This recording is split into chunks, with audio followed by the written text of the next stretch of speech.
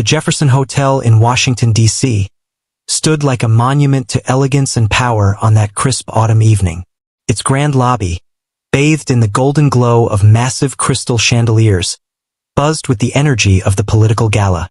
Men in tuxedos and women in shimmering gowns mingled beneath the ornate ceiling, their laughter and clinking glasses blending with the soft hum of a string quartet tucked in the corner.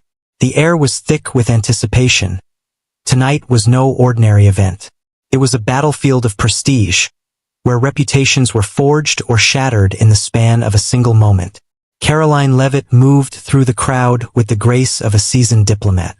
Her tailored black dress hugged her frame, understated yet commanding, much like the woman herself.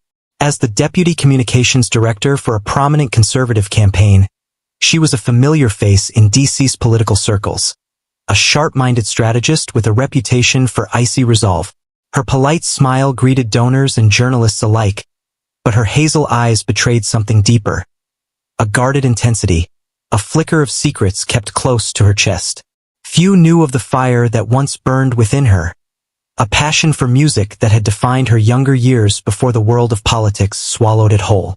She paused near a marble pillar, scanning the room. The gala was a success so far. Key figures from the campaign mingled with influential supporters, and the press hovered like vultures, waiting for a story. Karoline's job was to ensure the night stayed on script, but as she adjusted her earpiece, a ripple of unease stirred in her gut. Something was coming. She could feel it. Then, the massive double doors at the far end of the lobby swung open with a dramatic flourish, silencing the chatter for a heartbeat. All eyes turned as Matthew Roberts strode in. He was a vision of confidence. Tall, broad-shouldered, with dark hair swept back and a smirk that could cut glass. Matthew was no stranger to the spotlight. A celebrated American pianist, he'd graced stages from Carnegie Hall to the Kennedy Center. Tonight, though, he wasn't here to perform, at least not officially. His presence was a calculated move, a wild card in a room full of players. His navy suit was impeccable, his stride deliberate, and his piercing blue eyes swept the crowd with a challenge that needed no words. Karoline's breath caught as their gazes locked for a fleeting second. She knew him, not personally but by reputation. Matthew was a progressive darling, a vocal critic of her campaign's ideals, and a man who wielded his talent like a weapon. His arrival wasn't a coincidence. It was a provocation. Matthew didn't waste time. Ignoring the murmurs rippling through the room, he made a beeline for the grand piano in the corner. A sleek, ebony beast that gleamed under the chandelier's light. The string quartet faltered, their bows hesitating as he approached. Without a word, he slid onto the bench, his fingers brushing the keys with a casual arrogance. He didn't play, not yet. Instead, he turned his head, locking eyes with Karoline across the room, and raised an eyebrow. The crowd parted slightly, sensing the shift in the air. Matthew's voice rang out, clear and sharp, cutting through the hum of the gala like a blade. "Karoline Levitt," he called, his tone dripping with mockery.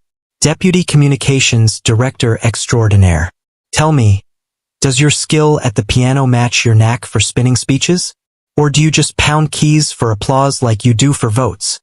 A chorus of snickers erupted from a cluster of journalists near the bar. Self-proclaimed progressives who'd been itching for a chance to see Karoline falter. Her smile tightened, but she didn't flinch. She felt the weight of every gaze in the room, from her colleagues' nervous glances to the opponent's smirks. This wasn't just a jab.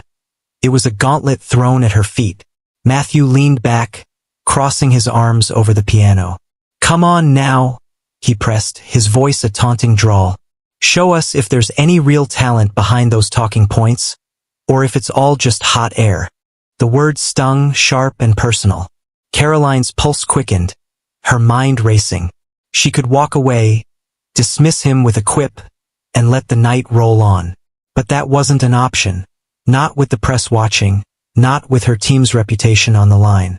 Beside her, her assistant Mark edged closer, his voice a frantic whisper.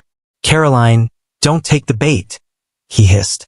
"If you mess this up, the headlines tomorrow will bury us. He's trying to make you look weak." She barely heard him. Beneath the pressure, something else stirred. A memory, faint but vivid.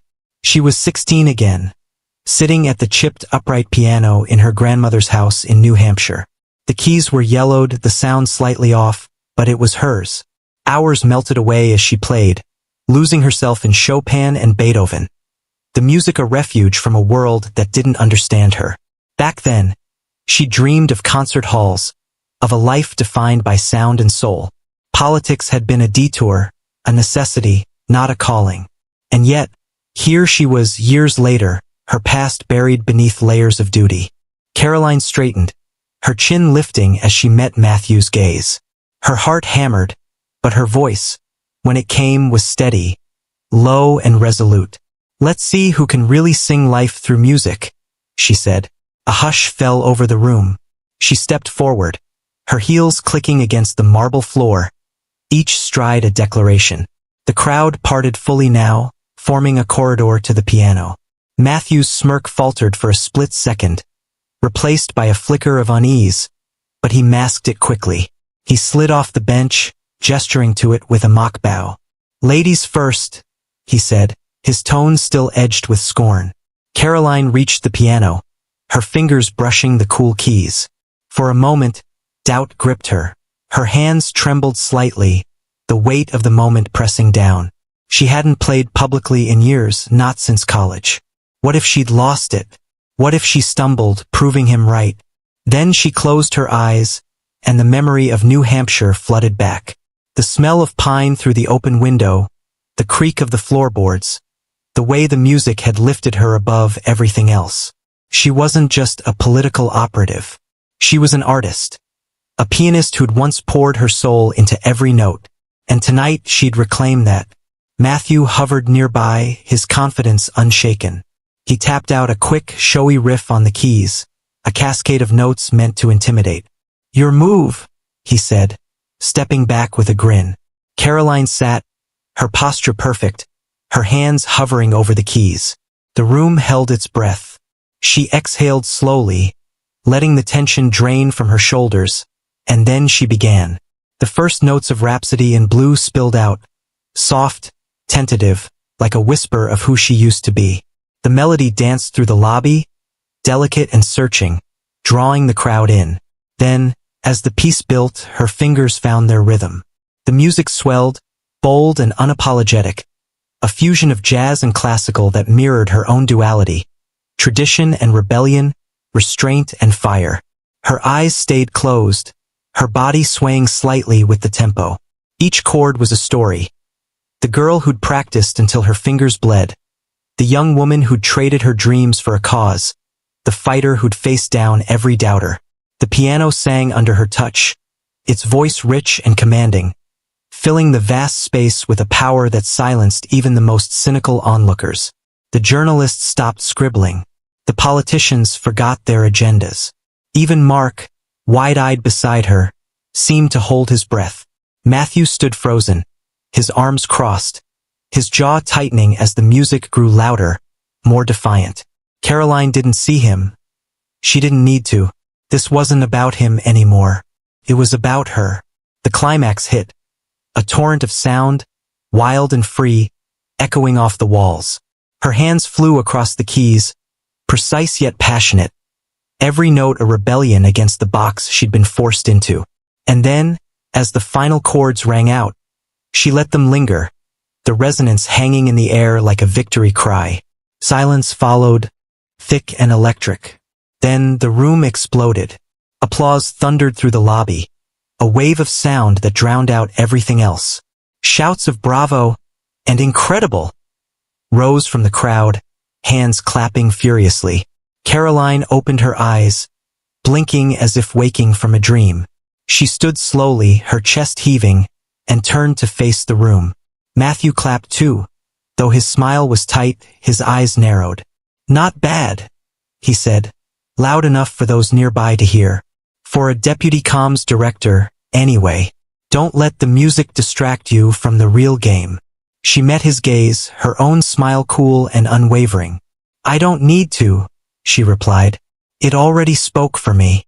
The gala didn't end there, but for Karoline, the night had shifted. As she stepped away from the piano, people swarmed her. Congratulations, questions, awed whispers.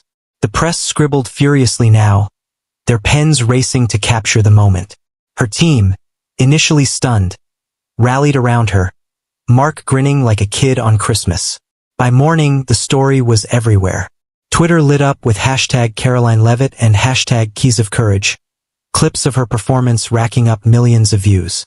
Headlines ranged from political strategist stuns gala with piano mastery to Karoline Levitt, the sound of courage. Even her critics couldn't deny the impact. Some called it a masterstroke, others a revelation. Later, alone in a quiet corner of the hotel, Karoline stood by a window overlooking the city.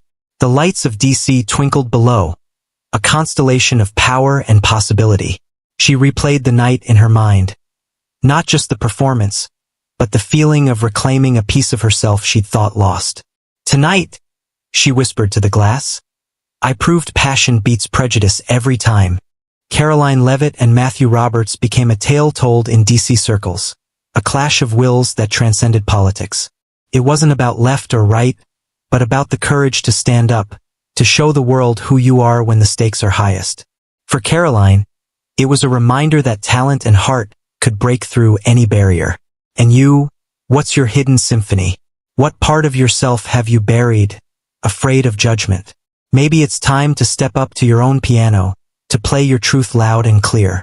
Because in the end, it's not the critics who define us. It's the music we dare to make.